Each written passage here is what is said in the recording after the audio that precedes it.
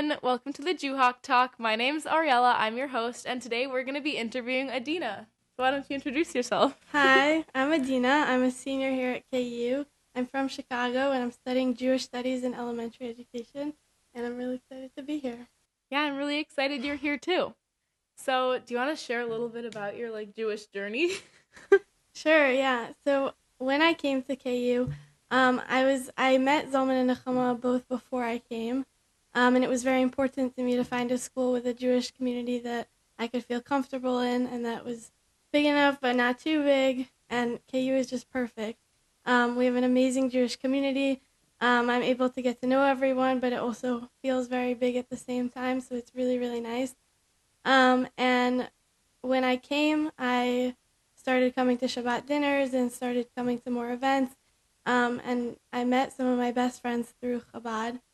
And my sophomore year, I was feeling very unhappy with some things in my life, and I really wanted to make some change. And I had discussions with Nechama, and I spent more time at Chabad. And when the war broke out, October 7th, 2023, I knew that I really needed to make those changes. And since then, Chabad has been my biggest supporter. I spent some time in Israel studying Jewish stuff, and I felt that throughout the war and being Jewish on campus, the best thing that I could do for myself was learn about my Judaism and just become closer in that way. And it made me feel so much stronger and able to stand up for Israel and stand up against the anti-Semitism. And Chabad has been a huge part of that for me. That is awesome. So, would you say you're more religious now than you were when you came to Chabad at KU? Yeah, I am. What changes did you make from beginning to now? I started observing Shabbat more. So I turn off my phone on Shabbat. I don't drive. I spent a lot of time at Chabad because of that. But it's really helped me just throughout my week. I'm able to have that day to detach and rest, and it gives me so much strength and connection to my Judaism so that I'm able to continue throughout my week. And it's made me happier too. I also have been more careful about keeping kosher, which is not easy in Kansas, but Chabad also does it, so it's definitely doable. And I changed the way I dress too, which that one was more difficult for me at the start, being in Kansas, and dressing, wearing skirts and stuff. It's strange here, like nobody else does it. But it helped me realize that I stopped caring and thinking about what other people thought of me, and I realized I'm doing it for myself, and I'm doing it for my connection with Hashem. And so all of these things have just helped me grow and connect more and be a prouder Jew. All right, so I heard that you used to be in the KU marching band. So, how long did you do that for? I did that for 2 years, my freshman and sophomore year. And why'd you stop?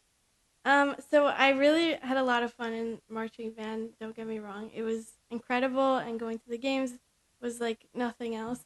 But sophomore year, I was really struggling. I felt like I couldn't be Jewish at all. And marching band, I always had practice Friday and game Saturday, and it took up a lot of my time. And I really wanted to make changes in my life, and I struggled with how to balance all of that. And so after my second season in the Marching Jayhawks, I stopped playing in marching band because I wanted to start keeping Shabbat and being more involved Jewishly. That is a really big change to make, and I think that's awesome. It was very difficult. It wasn't easy, but I'm very happy with my choices, and I do miss the marching band, but yeah, I don't regret any of it. That's awesome. So another thing is you recently got engaged, right? Yeah, I did. This winter break in Israel, I got engaged. Mazel tov. Thank you. So how'd you guys meet? So Eliezer lives in Chicago, and he went to college with my brother, and we actually met a few years ago on my brother's birthday. That's awesome. Yeah. So they went to school together, and we started dating about a year after we met, which was now like a year and a half ago. And just this past winter break, we got engaged in Israel, which was very special. That is beautiful. Wait, so you guys were dating while you were here in Kansas and he was in Chicago? Yeah, we were. How was that? It's been difficult. We're still long distance. Right.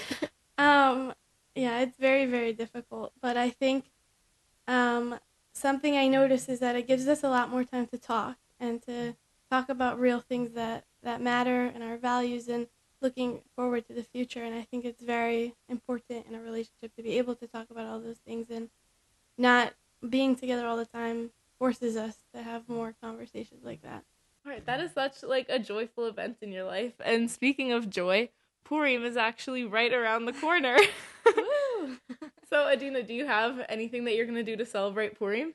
My roommate Shayna and I, every year here at KU, we've made a costume together.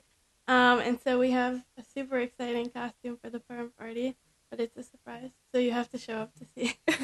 Can we get a hint? It's something that the Tachtel kids are very obsessed with right now. Last year we were the Shabbos Angels, just like the song that the children sing.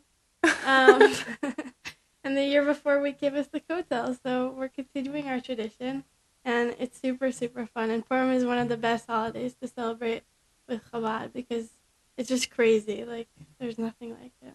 So this Monday, there's actually going to be the Purim party, which is like mini golf at Sinker's Lounge right off Mass Street. So that should be a very fun event, and I'm very excited to see all the costumes that will be there.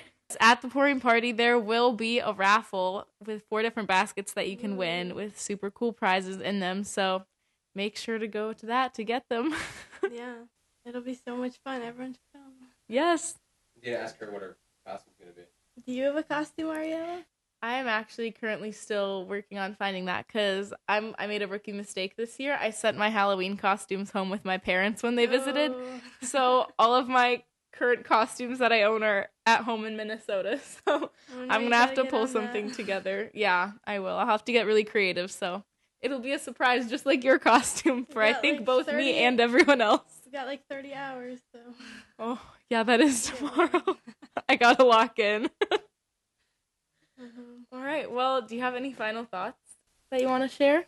I'm very thankful to Chabad and for being a Jewhawk because I've made some amazing friends and they just bring so much joy to Judaism, especially during Purim, but always, all the time. Just being Jewish and proud is so important, and it's what's getting us through everything on campus right now.